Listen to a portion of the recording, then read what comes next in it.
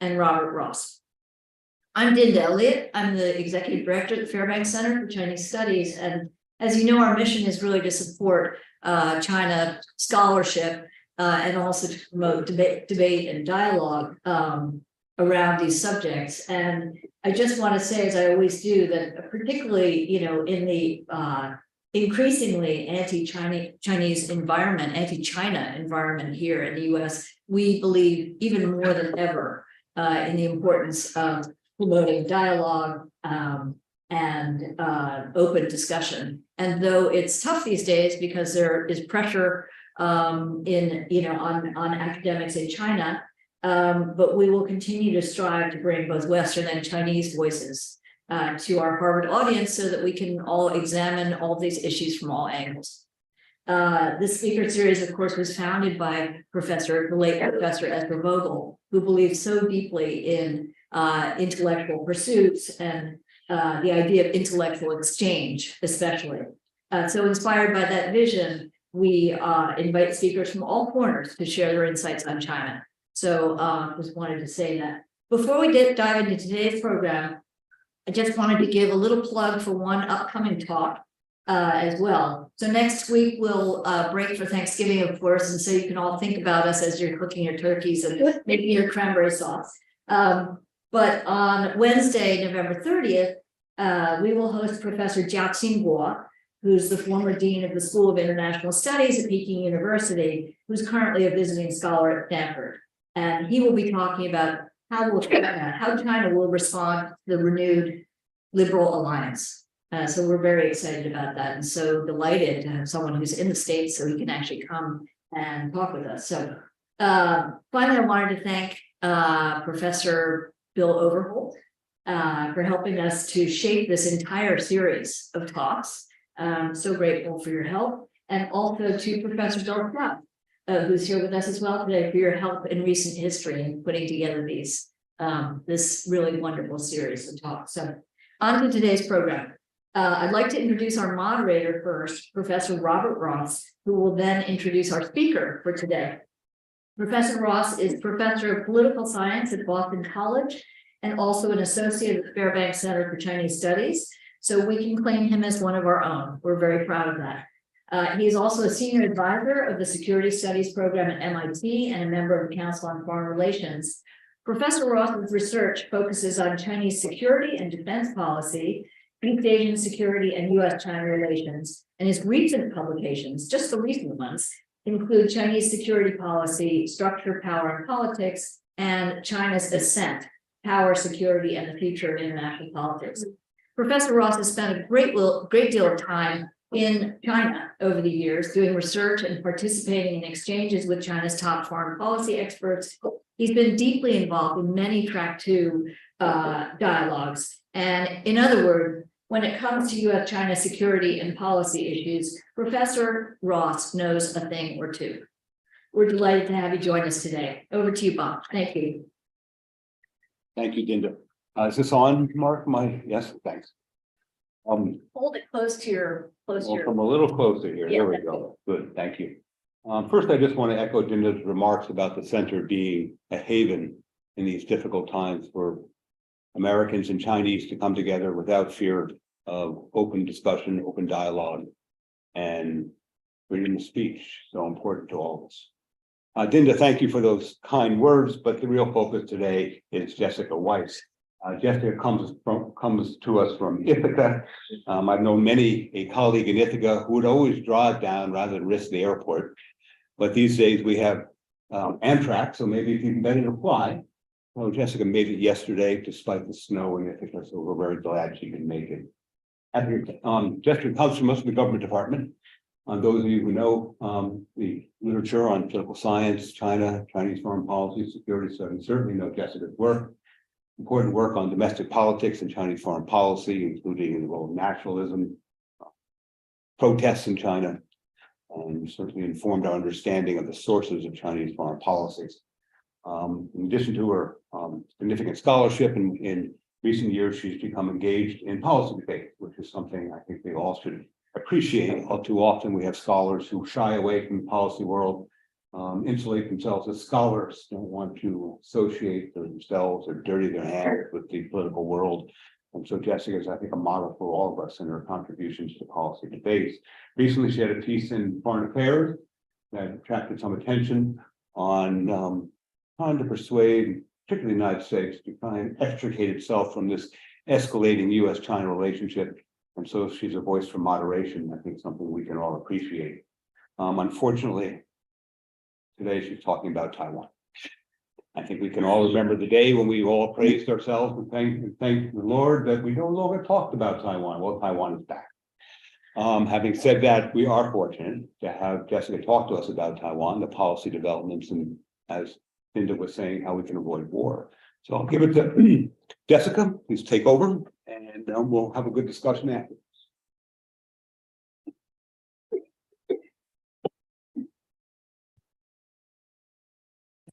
For that warm welcome. It's really a pleasure to be back here in person. It's a couple of years ago, joining this seminar, but virtually during the height of the pandemic.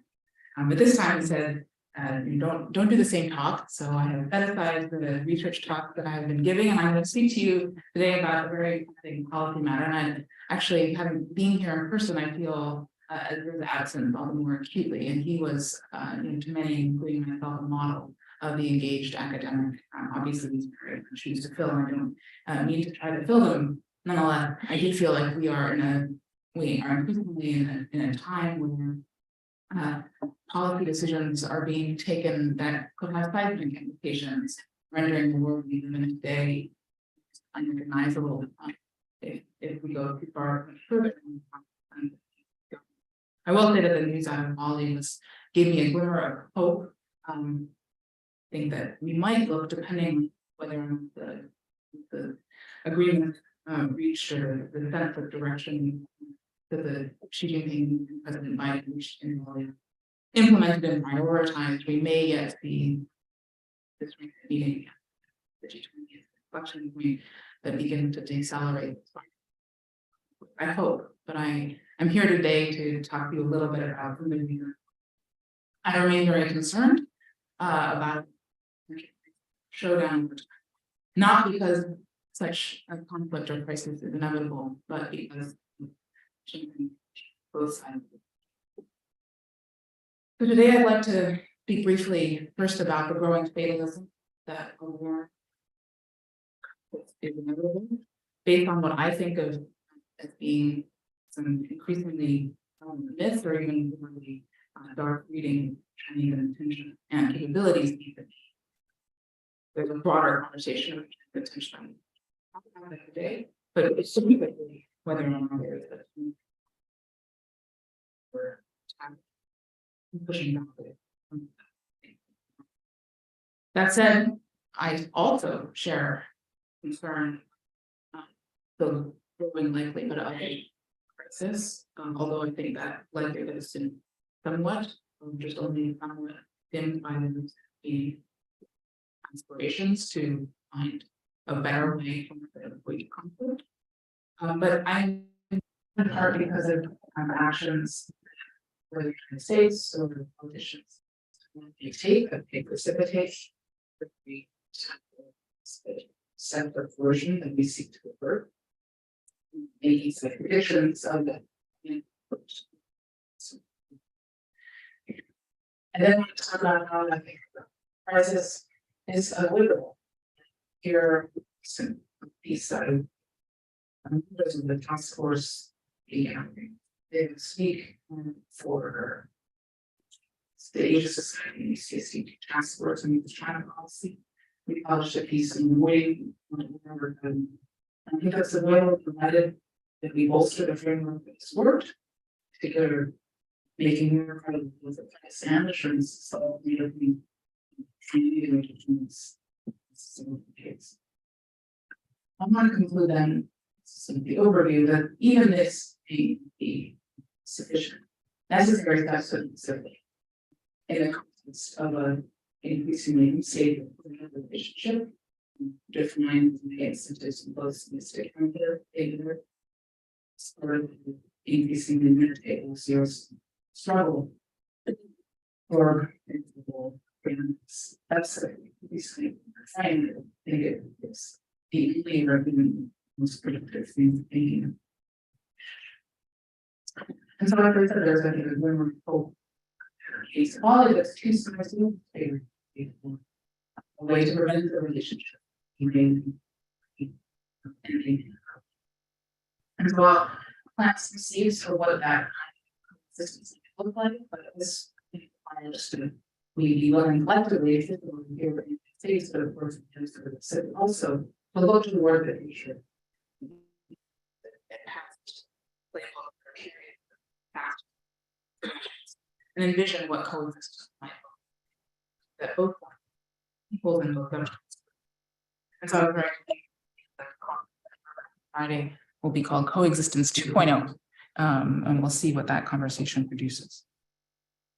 Okay, so first I want to take on this conventional, I guess we could call it conventional wisdom, that a war over Taiwan is inescapable. And I think there have been 3 lines of argument, broadly speaking, put forward. They don't all internally cohere, but nonetheless, they lead to the same conclusion, which I find problematic. The first is that she has set a hard timeline, which is sometimes dated to 2027, although others have said that he's accelerated that it could be even sooner. The second is associated with the idea of China as a peaking power, that as China's no longer facing the kind of accelerated growth, facing demographic headwinds, economic slowdown, may see a closing window opportunity to act. It's associated with the Halbrand's Mike Buckley view. And then the third disagrees with the idea that China is a peaking power, but nonetheless sees the United States as ill-equipped to prevent an invasion in terms of capabilities and at present, and that as China grows stronger, it will seek to, and without doubt, in fact, Oriana Mastro in a podcast recently put it at 100%, invade within 5 years.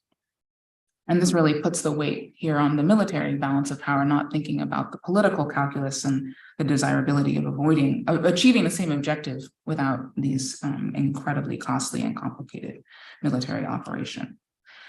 So this assumption that war is inevitable, I think, if it's incorrect, it's really problematic because it creates space for doing things today that you might otherwise not want to because the risks are too great. So if an invasion by the PRC is certain, it gives rise to folks thinking, well, you might as well do those things now, like declare independence, before China gets any stronger. Of course, there's, I think, an analytic tension here, because if invasion is inevitable, then how exactly are US efforts, whether to build capabilities or show resolve through a variety of measures, how are those going to actually deter that attack? So that's I would say, like the different strands of this idea, which you see in headlines all the time, that an invasion is imminent. I think there's a couple of important points to keep in mind. First, there's no evidence of a timetable. Looking at a recent CSIS poll of experts and former US government officials, only 44% even think that Beijing has set a hard internal deadline of 2049, the date that has sometimes been linked to rejuvenation, which in turn has been linked to quote unquote reunification. As to the 2027, this was, I think, put forward by various folks pretty senior in the Pentagon, but I think corrected by the chairman of the Joint Chiefs of Staff, Mark Milley, who said in June of last year that this is what he sees as an intent to develop the capability, not an intent to attack or seize. And I was very glad to see that speaking to reporters in Bali, President Biden himself clarified that he does not see any imminent Chinese invasion, which I think was very useful to correct any potential misperceptions created by Secretary of State Blinken's recent statements, where Blinken had said that China has made a decision to, quote, speed up the process by which they would pursue reunification. But I think here the emphasis really needs to be, although you can pick apart the various parts of that statement, I think the process here, I think, is important, because process doesn't necessarily mean the beaches. It doesn't mean an invasion. It could include all kinds of coercion, which he specifically referenced, what's sometimes referred to as gray zone actions short of invasion that might be used to put pressure on Taiwan to erode its morale and to compel leaders on Taiwan to start a political process toward that eventuality. So those are the reasons why I'm skeptical of a timeline or window. I'm still very worried, and I'm not just worried about whatever 2027. I'm worried about 2024 and things that might happen even in the lead up to 2024. Why? In recent months, we've heard statements by former Secretary of State Mike Pompeo saying that to deter China, we should recognize Taiwan as an independent state. We've heard former Secretary of Defense Mark Esper say that the one China policy has outlived its, or maybe it's past its expiration or something, outlived its utility. And I would say that in the political discourse writ large, there's a growing sense in which this issue should be treated as one of black and white, where supporting Taiwan is the right thing to do. And we define, which is not, I don't disagree, but that this success in policy terms ends up being implicitly or explicitly framed in terms of standing up to Beijing, rather than preserving the hard-won gains and bolstering the status quo that has benefited not only Taiwan, but the rest of the world, I think, for decades. We also see growing support for what is sometimes termed strategic clarity, which I think has come in a couple of different variants. Sometimes strategic clarity being a clear commitment to not just supply Taiwan with arms of defensive character, as stated in the Taiwan Relations Act, but to send U.S. troops to defend Taiwan. Sometimes this is stated and comes with a conditionality, which suggests that you make that commitment, the United States should make that commitment, but also say that it wouldn't hold if Taiwan too were to declare independence and provoke that attack. That's the stance that Richard Haass is taking. But others don't want to make this conditional, and many of those actually do support, or at least tacitly support, more formal steps towards recognizing Taiwan as an independent state. I would say that here in the U.S. discussion, there's, I think, fortunately been a fair degree of pushback across the spectrum to the idea that moving from strategic ambiguity to strategic clarity is wise. And largely these objections, I think, in the case for maintaining strategic ambiguity rests on two things. One, a shift in U.S. declaratory policy could do more to provoke than deter by signaling a move toward, for example, the restoration of the U.S. ROC Mutual Defense Treaty, which did exist until 1979 when it was abolished as a condition of normalizing relations with the PRC. A second argument, I think, against strategic clarity that is increasingly made is that the United States really ought to speak quietly, but sharpen the stick. That the United States is not yet in a position to make good on such a commitment, and so that's not a wise move to make. And I think Foreign Affairs just released a kind of expert poll here where you can look at the distribution of views on this question of strategic clarity. And I was comforted to see that the majority, I would say the vast majority, still preferred or were either opposed or were neutral on this question. There was not a strong contingent in favor of moving to strategic clarity. So against this backdrop, I think it's really important to resist this fatalism and to acknowledge that a crisis is still avoidable, but it requires bolstering what has worked in the past but has been increasingly eroded. And so in a recent piece with Tom Christensen, Bonnie Glaser, Taylor Fravel, and Andy Nathan, we wrote that avoiding war in the Taiwan Strait requires all sides to be deterred. At a minimum, Taiwan must be deterred from declaring formal independence. Washington must be deterred from recognizing Taiwan as an independent state or restoring a formal alliance with the island. And Beijing must be deterred from using force against Taiwan to compel unification. Too often we think about deterring war as really just deterring China. And if we don't have these other legs, that those efforts, well-intentioned efforts, may yet fail. And so another way of putting this is that deterrence, as the game theorist Thomas Schelling noted, requires both threats and assurances to be effective.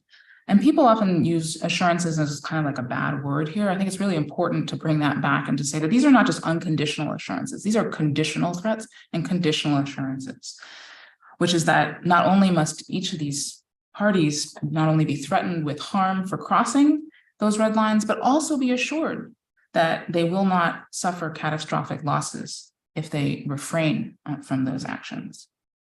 So over the past years, I would say that the balance between threat and assurance on the TRC side has grown unstable as Beijing has built up its military capabilities. It has made that threat of its ability to pose costs much more credible, including on not just Taiwan, but also the United States if it were to intervene.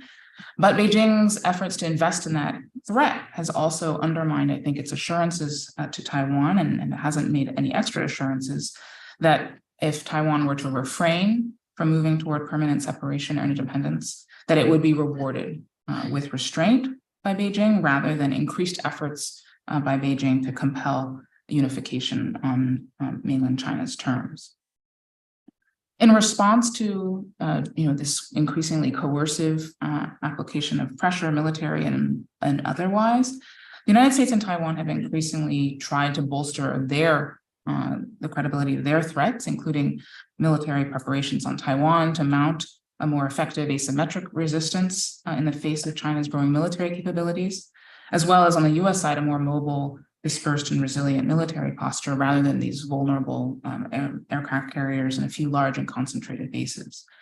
But I would say that these efforts have really only begun to get underway and are nowhere near where their advocates would like them to be for a variety of reasons in Taiwan and in the United States. But even as the conversation in Taipei and Washington has emphasized the need to bolster the credibility of that deterrent threat, both have spent less time ensuring the credibility of their assurances. So, for example, while the ruling Democratic Progressive Party on Taiwan no longer advocates formal independence for the island, instead saying that Taiwan, officially known as the Republic of China, is already sovereign and independent. At the same time, President Tsai Ing-wen has not assured Beijing that Taiwan will refrain from pursuing de jure independence, and she has has refused to say the words "one country" or "one China" as part of the 1992 consensus. And that was endorsed by her predecessor. So for its part, I would say that the growing rhetoric in Washington to support Taiwan's permanent separation or to restore something akin to an alliance relationship has increased fears in Beijing that waiting for a peaceful resolution will only result in Taiwan's permanent loss from China. Despite these very, I would say, negative trends, all is not lost. I still think that there is room in making adjustments to bolster the credibility and the utility of this framework. We need to especially avoid large discontinuous changes or pronouncements that could create perceptions of a fundamental shift in policy, or create perceptions of a closing window for action where there doesn't need to be one. And so in that effort, I think Washington needs to make clear that it does not support independence for Taiwan, that it opposes, as President Biden said in Bali, any unilateral change to the status quo by either side, as well as that the United States would accept any outcome that is peacefully agreed to by the two sides. This has long been the US position, but a number of statements, various omissions at various times has cast doubt on whether the United States is still, first of all, believes, but also upholds this approach. And at various times, US actions have gone against these statements. So whether they are on Capitol Hill or in the executive branch, I think the United States senior officials need to refrain from referring to Taiwan as a country and shouldn't just say that Taiwan could decide unilaterally that it wants to be independent, as if we don't have a stake in that decision. And it should make clear that the United States is not pursuing sovereign status for Taiwan, even as it pledges to press for Taiwan's inclusion in international organizations that don't require membership, statehood as a precondition for membership.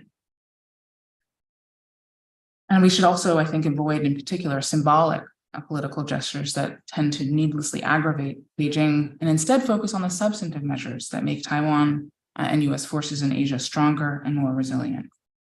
In a nutshell, even as the United States seeks to highlight the costs that Beijing could face if it escalates against Taiwan, US policymakers also need to stress to Taipei that unilateral steps to change Taiwan's political status, including calls for de jure independence or US diplomatic recognition or other symbolic steps to signal Taiwan's permanent separation from China, are ultimately counterproductive. And finally, I want to say that these steps, may be necessary to avoid a crisis, but maybe not sufficient, and not sufficient certainly to stabilize the overall trajectory of US-China tensions, given that Beijing, I think, is increasingly convinced that the United States seeks to use Taiwan to contain China, as they say. And so I think to put a floor beneath the US-China relationship will require a much stronger effort to establish bounds around the competition and a willingness to discuss ultimately terms of coexistence that both sides could live with. And so as I wrote in that piece, The China Trap, I think it was relatively easy for the United States to imagine coexistence with a liberalizing China. And now we have the much harder task of envisioning coexistence with an increasingly authoritarian China under the leadership of Xi Jinping for the indefinite future. Early in the Cold War, President John Kennedy stated that we needed to make the world safe for diversity and encouraged us not to see conflict as inevitable, accommodation is impossible, and communication is nothing more than an exchange of threats. So I'm encouraged that the two leaders sat down for the first time in Indonesia to talk about what a better track might begin to look like, and in particular to empower senior officials and working groups on both sides to not only establish some kind of principles for working this out, but also to make progress on shared challenges in specific areas. At least based on the readouts that we've seen so far, we seem to be in the realm of defining what the two sides do not want the relationship to be, with negative assurances. The United States does not seek to transform China, is not trying to contain China. And interestingly, in Bali, the Chinese readout stated that Xi Jinping stated that China was not seeking to change the international order, never interfered in the internal affairs of the United States. And there was one last one that I'm momentarily blanking on, most of which most people said that's not credible. Nonetheless, if honored in these types of negative assurances, over time, I think would establish sort of the bounds outside which unilateral actions would be deemed illegitimate. Even as the two sides work toward, I think, making those kinds of negative assurances more credible, I think over time this may also create more space to drive forward progress on shared challenges and build ultimately a positive sum vision of coexistence. So as the United States, I think, begins to reimagine its domestic and international purpose, I've said that I really think we ought to do so on our own terms rather than defined in terms of beating or outcompeting China. This is going to take a lot of work. It's not the work of only one administration to do. This is a collective reimagination project, if you will. And this kind of a project, I think, would be a first step toward clarifying the conditions under which the United States would welcome or accept Chinese initiatives rather than reflexively opposing them. Obviously, the two nations have quite divergent interests, different values, different political systems, and there will be undoubtedly many, many areas in which the United States and China end up opposing each other's activities. But that opposition might, in such a framework, still be accompanied by a clear willingness to negotiate the terms of each other's influence. Ultimately, I think the United States can't cede so much influence that the international system no longer reflects US interests and values, because that would undermine American interest in preserving it, which I think has been sort of at the root of the sort of wavering between the Trump administration to the present, the wavering American commitment to the so-called rules-based international order. But the greater risk today, I still think, is that these sort of overzealous efforts to counter each other's influence, to discredit each other's leadership, will end up undermining the system itself through a combination of paralysis and stagnation and efforts to promote alternative arrangements that don't include the other. So we may, I think, look back upon Bali as an inflection point, but only if the two sides really prioritize these efforts to put forward a positive sum vision that ends up disciplining these competitive steps rather than simply viewing these meetings as sort of a pressure valve, kind of a way to release some steam on the road to the next set of unilateral competitive or punitive actions. And so how and to what extent the two governments decide to prioritize this effort to define what is fair play rather than continuing the kind of unilateral action and reaction cycle that has characterized different domains. I think that will give us, I think, will help determine really whether or not we seize the opportunity, I think, that Bali has created to put a floor under the relationship, or whether this will be a missed opportunity on the road to a potentially avoidable collision.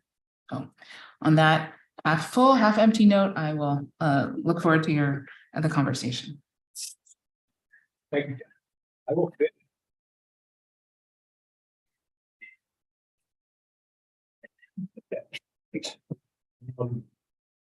With that,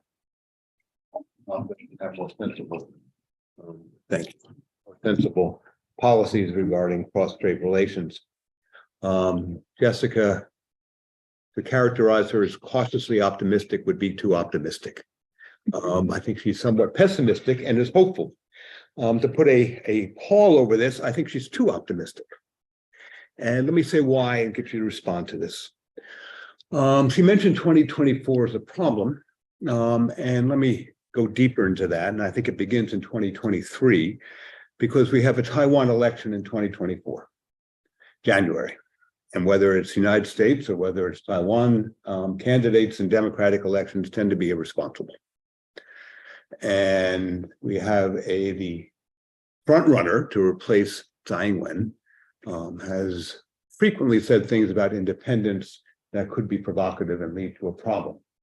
And so we could expect Chinese pushback if that were the case, both before and after, shall we say, the inauguration speech of the next Taiwan president. And we've certainly seen that in the past, and given Lai's past statements, there's certainly cause for concern. And then as the inauguration is finished on Taiwan, we enter the silly season in the United States, 2024 campaign season, where I fear there will be pressures on both Democratic and Republican candidates to accentuate their hostility toward the mainland and their support for Taiwan, in saying things that are irresponsible. Now, we certainly saw that in 1982 with Ronald Reagan, and that led to a very difficult year in U.S.-China relations in 1983. As the Chinese put pressure on the United States in 82 for Reagan to walk back his campaign statements. This would be more difficult this time, because I think the Biden administration is clearly no longer interested in signaling cooperation over Taiwan, and the mainland is stronger than it was in 1983. So that the pushback would be perhaps greater in 2025 than it had been in 1983. And so 2005 could be a very difficult year in U.S.-China relations. I don't know how we deal with that. Campaign politics have a momentum and dynamic all their own that's divorced from the national interest. How we walk back, I don't know. It was difficult under Reagan and Alexander Haig, and I think it would be more difficult today. Second reason for pessimism is, let me push back on your understanding of this action-reaction cycle. That was the analysis you offered in your foreign affairs article, somewhat today. And that is sort of the perspective of the moderates in Washington or academia who would like the United States to try and find ways to stop this escalatory cycle. And the underlying assumption there is that because of this tit for tat, we're marching toward, if you will, self-fulfilling prophecies that neither side actually wants, and where we are today, neither side actually wants, but we're simply in this cycle of establishing our resolve. And that's not how I read American policy. I don't think American policy reflects a tit for tat or a cycle. I think the Biden administration likes its Taiwan policy and wants its Taiwan policy. And it's not a reflection of what China's doing, but a reflection of how the Biden administration believes it needs to compete with China.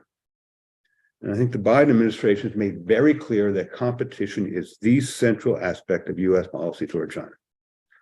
It comes out in Jake Sullivan's speech on tech. It came out of the National Strategy Review. Biden says it all the time. And so we have a larger policy of what instruments do we want to wield to compete. And to be clear, the object of the competition is to win. We want to be number one in technology. We want to lead the global order. We want to stop the rise of the Chinese military and make American military supremacy by undermining the technological aspects of their military capability. And Sullivan made that very clear.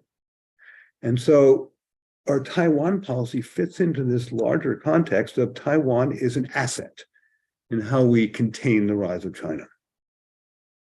And one way I kind of look at that is that the concern for deterrence as China grows stronger is difficult to understand.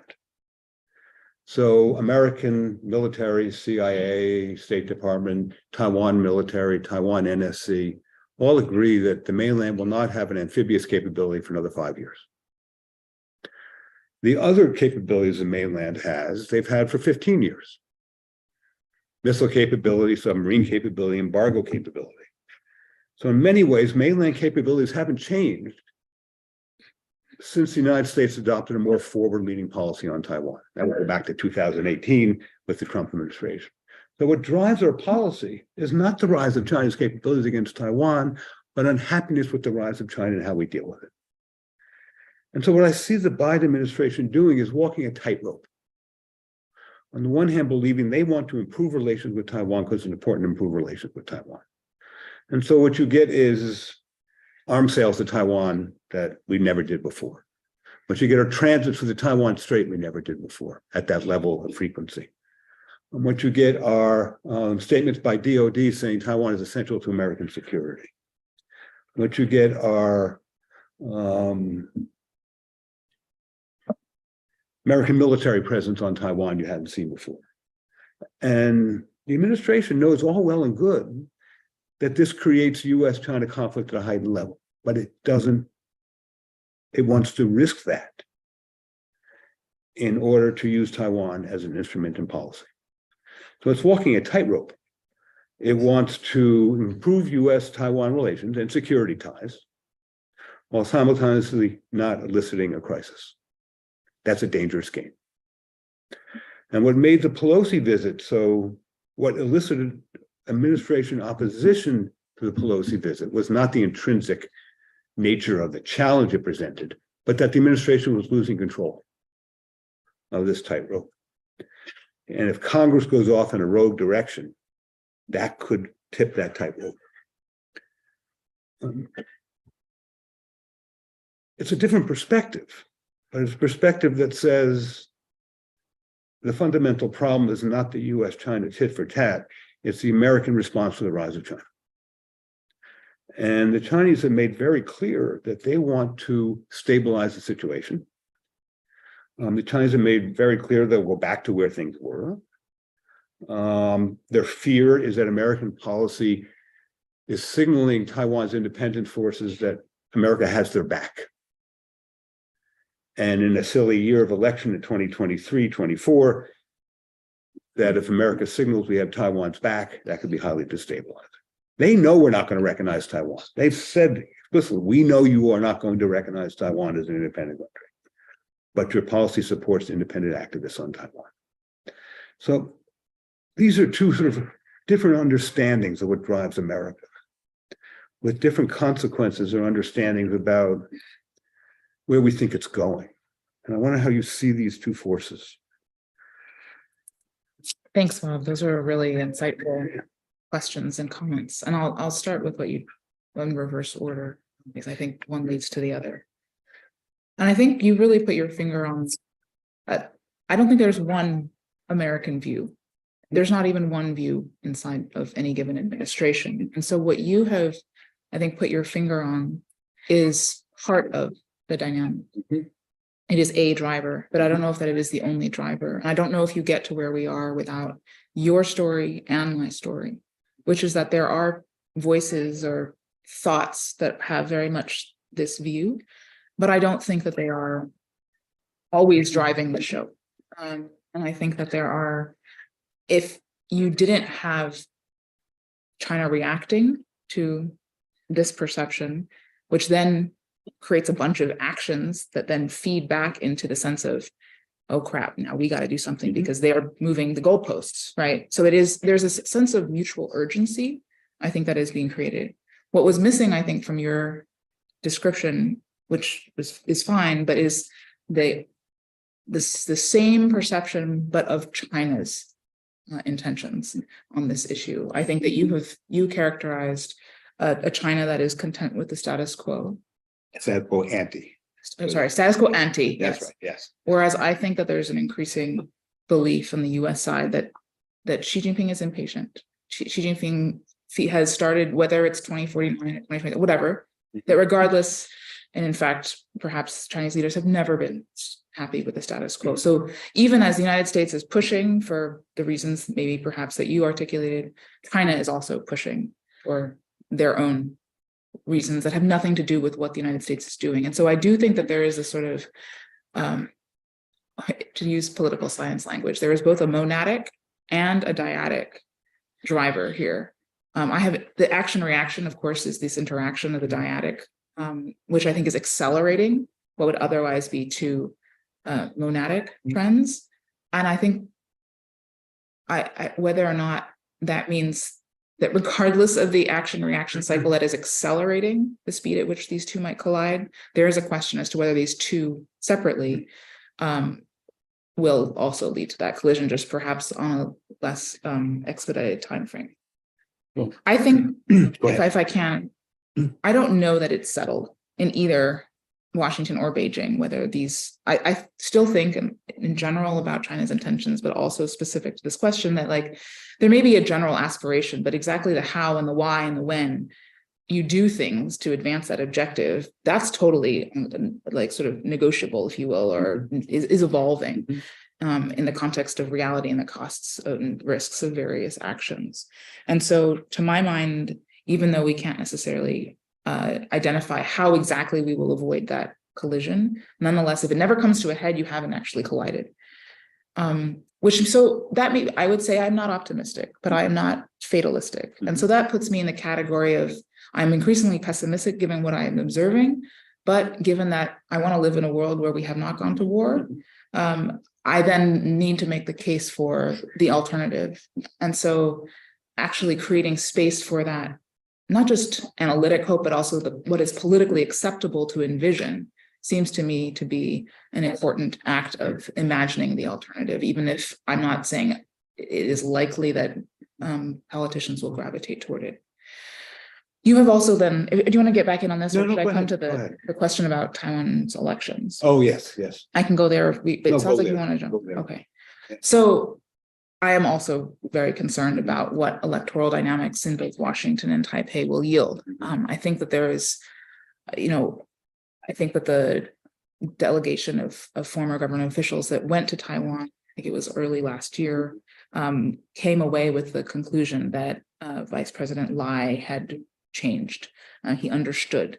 That doesn't mean that Beijing will believe that. And so we still have this risk. We also don't know exactly, right? A lot of things can happen in Taiwanese politics.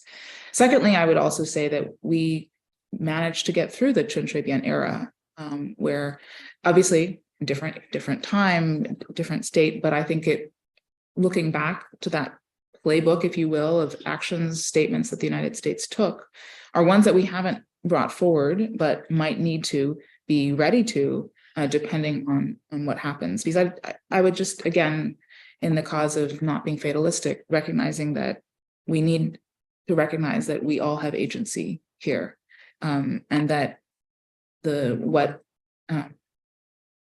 we may just have to see what happens. But I wouldn't say it's a foregone conclusion that election rhetoric will get out of hand. Just a couple of points. We tend to analyze or reach conclusions from countries' behavior and their actions. But when it's impossible to know whether a country's behavior is aggressive or defending, right? Offensive or defensive. And so in 2021, the DoD's report on Chinese military power said that Chinese incursions into Taiwan's ADIZ were for deterrence, not to coerce or compel, or actually coerce them to stop doing what they've been doing. That's right. So that there is a tendency within the Washington community to interpret every Chinese action as coercion for independence. And it's impossible to know. And so Washington tends to be worst casing these things. And yet, if even DoD says this is about deterrence, we should give some credence to that. I'm a little less optimistic about you of parallels to Chen Weiss when we had Tom Christensen saying we don't support Taiwan simply because it's a democracy. And we had George Bush in the Rose Garden with Hu Jintao siding with Hu Jintao against Taiwan. It's hard to imagine that today. It's just really hard to imagine that. And that went a long way to constraining Taiwan, those various things, and led to Ma Ying-jeou being elected. And important to remember that America supported President Ma in his campaign. Hard to imagine that today. The entire perspective of US policymaking is different. Quick comments about Bali. So the president of China and the president of the United States met in Bali. They had to. President of the United States and President of China cannot go to Bali and basically be in the same room and not talk to each other. The signaling of that, it would have been a bad deal. So it was a foregone conclusion they were going to meet. And then Biden goes into that meeting and says he's not making any fundamental compromises. So he went in with a really hard line. And so that sort of tempers our confidence there. Third, what President Biden said is he sees no imminent war. Well, thanks a lot. Maybe not today, but maybe in 2 months, right? So that did nothing to constrain DoD or other voices from saying in 2 years we're going to war. Thanks very much. When it comes to dialogues, the Trump administration had all these dialogues and they shut them all down. The Chinese embassy has no access to the State Department or DoD. They shut them all down. And so what we're talking about are these functional groups in the embassy in Beijing that might have a little more vibrant dialogue.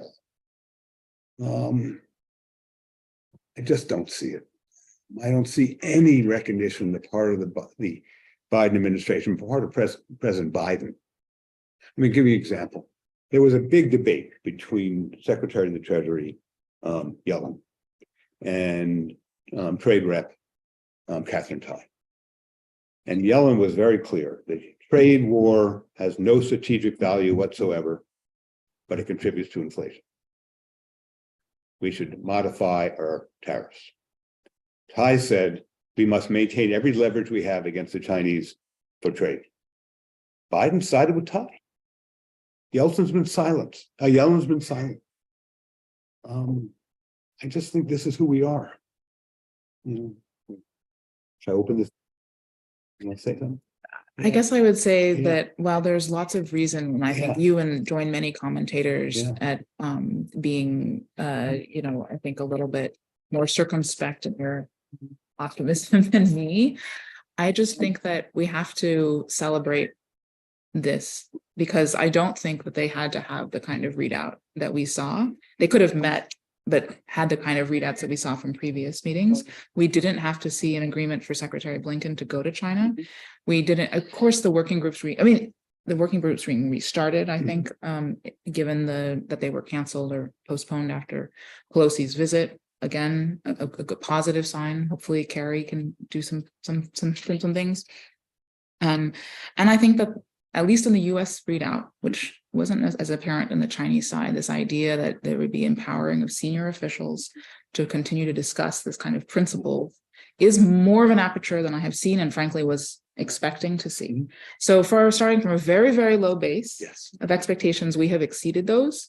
And given what I know about what you said about who we are, this surprised me a little bit and made me think that maybe, given that I think there are different voices, sometimes I say different muscles inside the US administration, that I think that this reflects the strengthening of, I don't know whether it's necessarily going to win out, but nonetheless, the strengthening of a muscle that is in favor of working things out, and certainly avoiding, I think all sides want to avoid an actual shooting war, but a recognition that, this can't just be, the present trajectory is too dangerous, and not really serving the full picture of our national interest.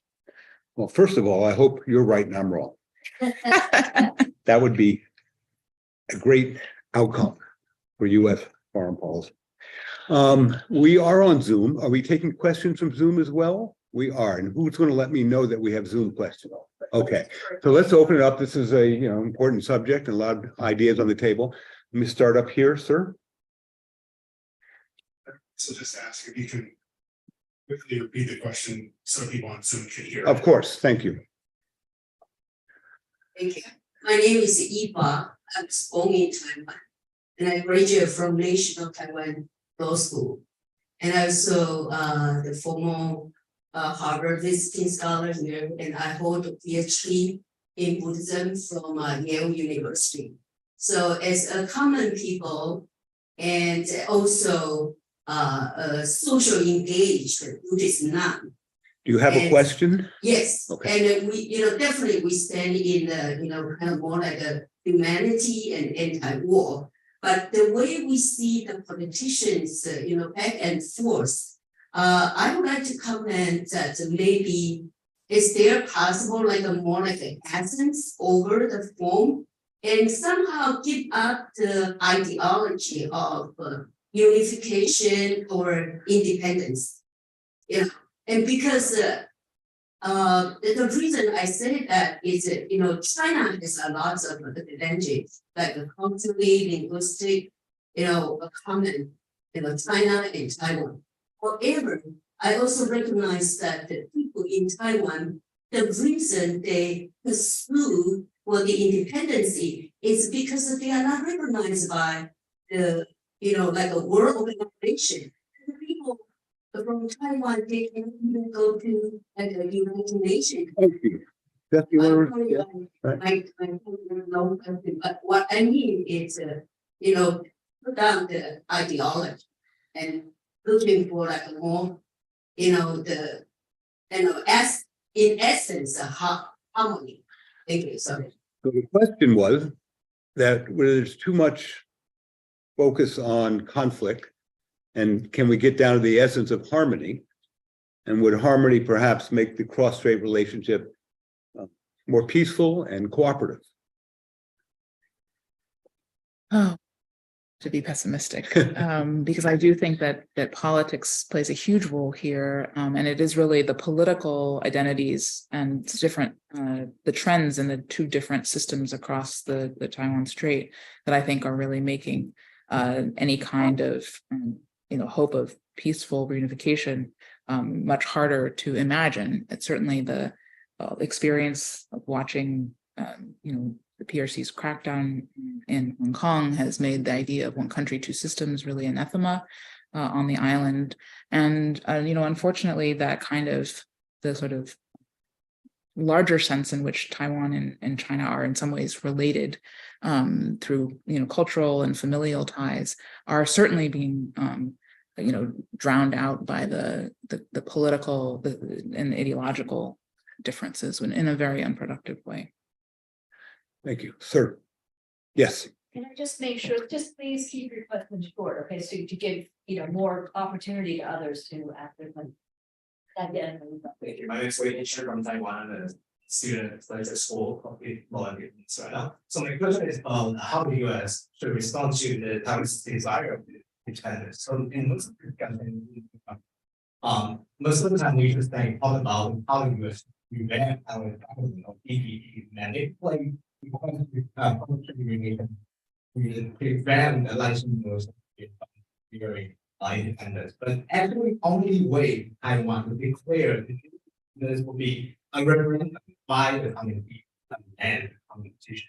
So we talk about the scenario, but even under the scenario where Taiwan public take the initiative to launch this referendum and proceed. How do you think the U.S. should respond? Should the U.S. actually condemn or discourage? And if CCP invaded for that, but U.S. not doing anything to respond to Cuban referendum, I actually did very by 2018 they won that. Yeah, I found that. Thank you. Thank you. Thank you. An important question. And I think that one of the reasons why I and others are not in favor of a move toward making an unconditional U.S. defense commitment to Taiwan is precisely to prevent encouraging this kind of unlikely but nonetheless very inflammatory kind of moves. I think much more likely in the near term is not what you've described, which is a formal, constitutional amendment or referendum, but rather a desire or to solicit or confer U.S. diplomatic recognition on Taiwan, which would have basically a similar effect through different means, and that's what I think is now increasingly being discussed, as opposed to the kinds of steps that Chen Weiss or others took previously. But I think those are equally dangerous, and so that's why I and my co-authors have weighed in against those moves. I'd only add that's a nice legal approach to the issue of independence. But there are various statements and actions that a president can make unilaterally that could be very dangerous as well. Bill Overhaul. Thanks for a wonderful in the Kennedy School.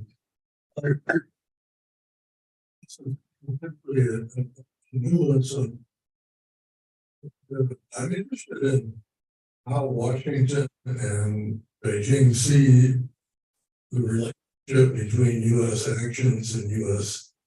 stated policy. So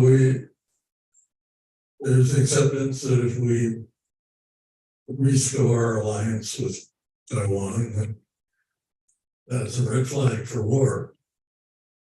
The president has said 4 times that if there's a war, we'll defend Taiwan.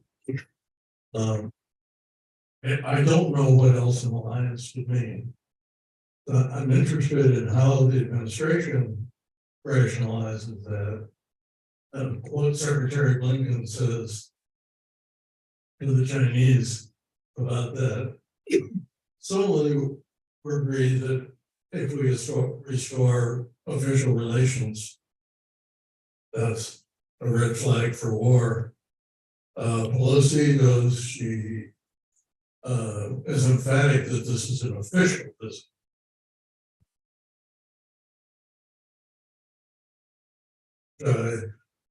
President Chai's spokesman goes to TV and says, we are a sovereign and independent country.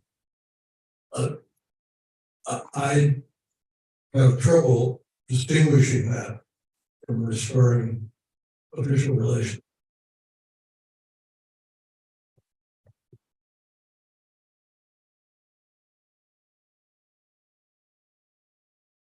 Things back.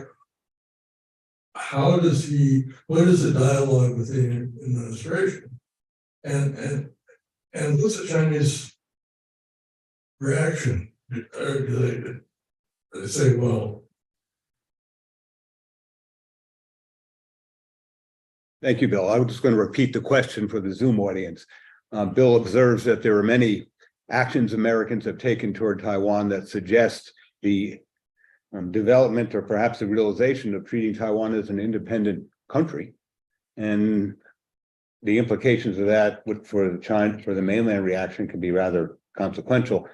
How do we walk that back, and how might Blinken communicate to the Chinese to try and walk those things back? Thanks. I think you've accurately characterized the Chinese perception, which is that there is this gap between stated policy, assurances, and the actions that have been undertaken.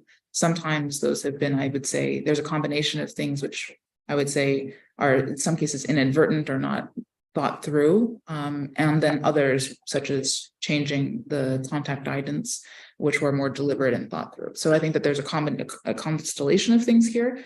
But I think at the end of the day, it is still significant that administration officials have each time walked these statements back and said that policy has not changed, because the sort of lack of discipline is different from a disciplined change in declaratory policy, or the kind of legal instruments that would entail restoring, for example, the Mutual Defense Treaty.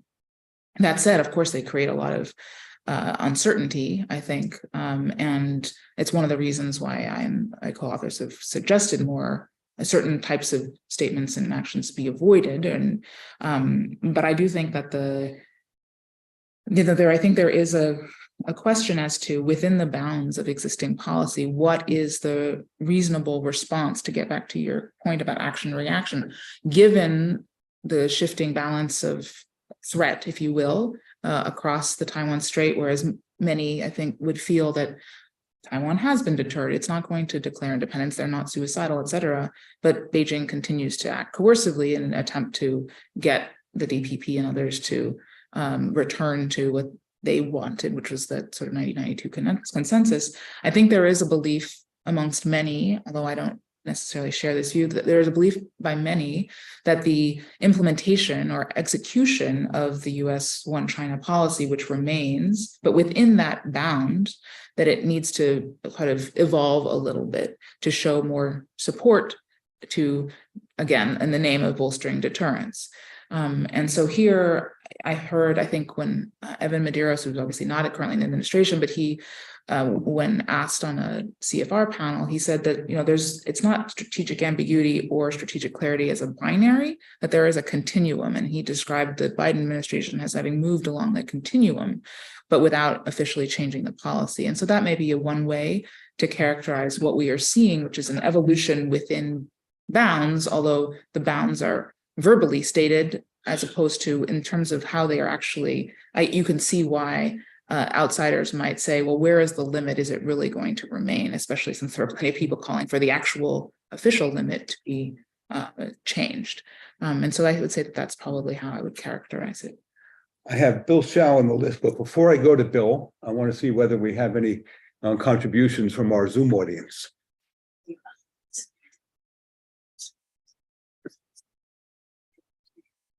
And he says, unfortunately, the most American audience is extremely surprising element in the current Taiwan local election season has been cross-strait relations is not a key campaigning element. Now national elections and local elections are different. But what can the U.S. do to encourage the presidential campaign to be less filthy, referring to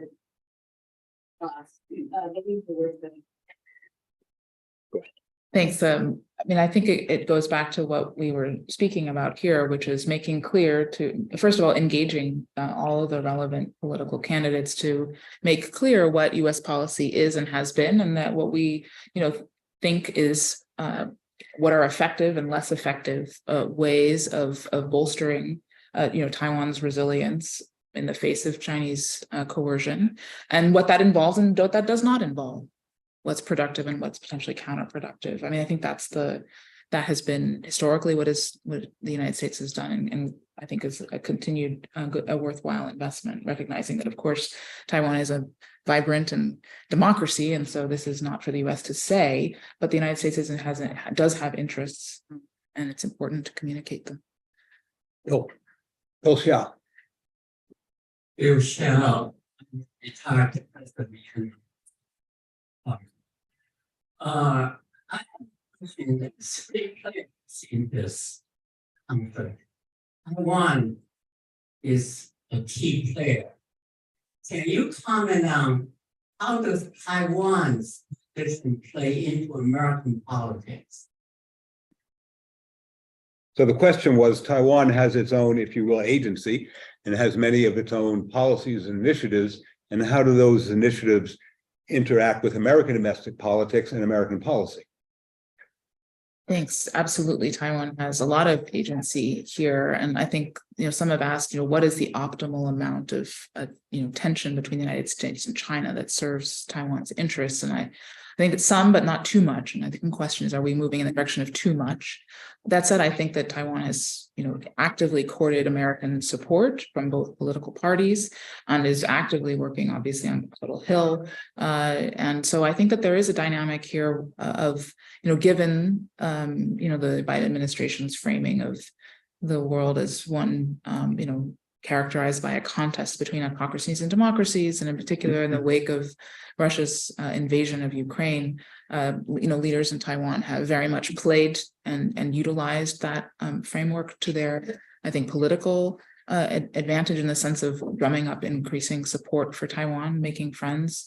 And I think that while I can understand that, it also, I think, makes it increasingly difficult to handle these issues with the kind of finesse that has been required in the framework of bolstering both the threats and the conditional assurances that I referred to. So I do think that they have a very important role to play, and I just hope that it is, as relatively speaking, Taiwan has been relatively moderate and responsible. The question is, of course, given political trends that are themselves, I think, making this a more challenging issue on the island. But in that context, how her potential successors handle these issues, I think, will play, if not, I don't want to say anything is decisive, because of course there are many different factors that could be, but what happens during that election campaign will be one very important example of the kind of agency that Taiwan's leaders and public have to play. Sure. Well, I'm sorry. I got this gentleman and then over here. So go ahead. I can take both at once if we have time. So, yeah. Hello, my name is Len. I'm a second year RSCA student. So the question is for Jessica. So at the beginning of your speech, you mentioned popular argument that as China's economic growth rate slows, they'll have a greater incentive to invade Taiwan. Could you sort of clarify your rebuttal to this statement? I remember you saying that. Yeah, so early on, the question. Oh, I'm sorry. Yes, I'm supposed to repeat the question. I'm sorry. Thank you. The question was, should China's growth rate decline, and should there be some associated domestic instability or domestic problems? How will that affect Xi Jinping's Taiwan policy? So great question, and you're right, I didn't quite elaborate on it. I think there's two reasons, at least, to think that this logic is misguided. The first is that there's no evidence that Chinese leaders think in these terms, that they don't see themselves as in decline there. Of course, all the rhetoric is about China is rising, the East is rising, and the West declining. In his speeches, Xi Jinping talks about time and momentum being on China's side, the wheels of history are rolling on toward reunification. And the second is that there's no evidence from past Chinese foreign policy behavior that when there have been periods of internal challenges, economic or political, that has never led to this kind of wag the dog diversion. That I'm not drawing on my own research, but that of Taylor Fravel, more recently Andrew Chubb, looking at China's use of force in territorial disputes. Now, of course, past may not be prologue. Xi Jinping could, but there's no evidence for this supposition that because of some perceived decline in Chinese power, that China would, or internal headwinds that China would lash out as a result. And I will say that even those who do see and recognize that yes, Chinese growth is slowing, certainly from where it has been, in terms of its military modernization, that kind of aggregate slowing is still going to mean a huge amount of continued military modernization in progress in terms of its capability. So I wouldn't, for that reason, there's not a clear association between slowing growth and peaking military. Oh, I agree with that. I just want to reinforce 2 points. One, we tend to have headlines in American papers about American problems and Chinese problems. We don't put the two together. China can certainly have slower growth, but it could still be faster than America's going into a recession. And so relative Chinese rise continues, and that's certainly true about the military as well. Second, the question somewhat relates to the discussion since the 20th Party Congress of a more powerful Xi Jinping becomes more assertive or aggressive. The problem with that's twofold. One, when Chinese leaders were weak, we worried about them being aggressive because of domestic pressures. Now, when Chinese leaders are strong, we worry about them being aggressive. So that means every Chinese leader is all aggressive regardless of domestic context. But second, we always thought that Taiwan was an Achilles heel of Chinese leaders and they can never appear weak or fear the political consequences. Well, if Xi Jinping is as strong as he is, well, then he doesn't have to fear appearing weak. So that maybe a more confident Xi Jinping is a more moderate China. We don't know. And so to assume one thing and not the other is perhaps a mistake. And we have to understand that political change in the mainland is, if you will, indeterminate on policy. Yes, ma'am.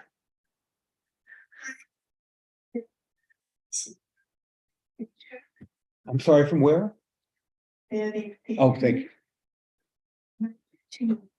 Is the aim of US policy to avoid a war between US and China, or to avoid China entering a war with any other nations?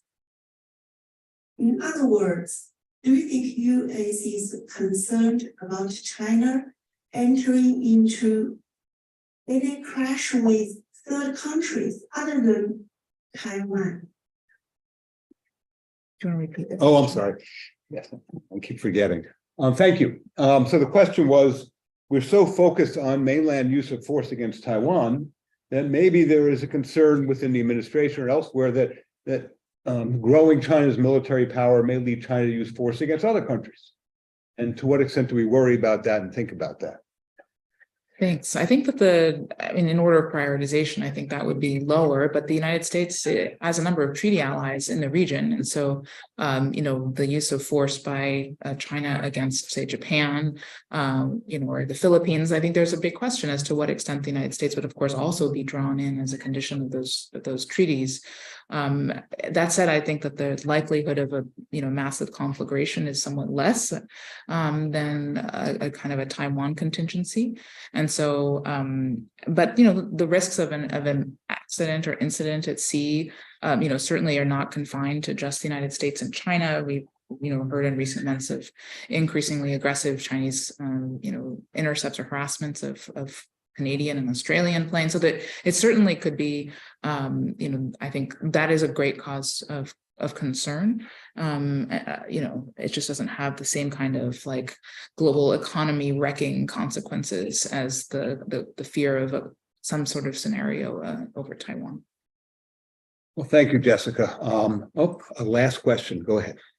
Make it very quick, okay? So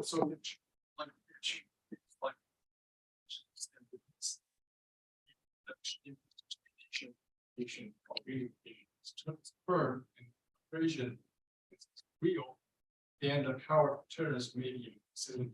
But there's Maybe what? I'm sorry. The power to deterrence maybe. Maybe what? Necessary. You gotta keep the question short. I'm sorry, but please. On Taiwan, we will achieve the exception, but not on Taiwan, will not deter China. So there's been out there. So the question here was about how to think about arming Taiwan. Does it deter or does it provoke? Maybe is a way of characterizing it. Brief. I think here, and I'm supportive of the effort to increase Taiwan's asymmetric defense, including through the provision of arms sales. I think the question is on what time scale and how discontinuous is the jump. I don't think people typically talk about this, but in these terms, but I think that probably the worst thing would be to announce a massive provision of arms and then not actually provide them for several years, which I worry that that's what we're heading toward, because that absolutely creates the perception of a window in which once those arms arrive, then China's in a much worse position militarily. And so that should be avoided. I would say that ideally the stuff would appear before it's even talked about, right? So you minimize that dynamic. So, to what extent members of Congress are thinking about this, I don't know. But I would say that it's an important consideration as we think about how to do so effectively. Well, I think we've learned two things from Jessica. One, this is a subject which doesn't require us to see the mainland as necessarily a threat and something we can manage and deal with, and both sides have a responsibility. And second, the drumbeat we hear from Washington is not necessarily reflective of the entire country, and it's important to hear different voices. And we heard that today. So thank you very much. Appreciate it. Thanks for all the comments. And the final to both of you, thank you so much for, we both brilliant thinkers for agreeing to disagree, for doing such a robust dialogue discussion, which is what it's all about. And I just finally give one little tiny plug to the conference, which Jessica mentioned on Friday. We're having a full-day conference, Coexistence 2.0, U.S.-China Relations in a Changing World, and registration for online. We've got a tremendous amount of interest, but registration online is going to stay open until Thursday and until tomorrow. And Harvard ID holders can register for in-person attendance until the very, until the moment the conference begins. So please tune in. Thank you.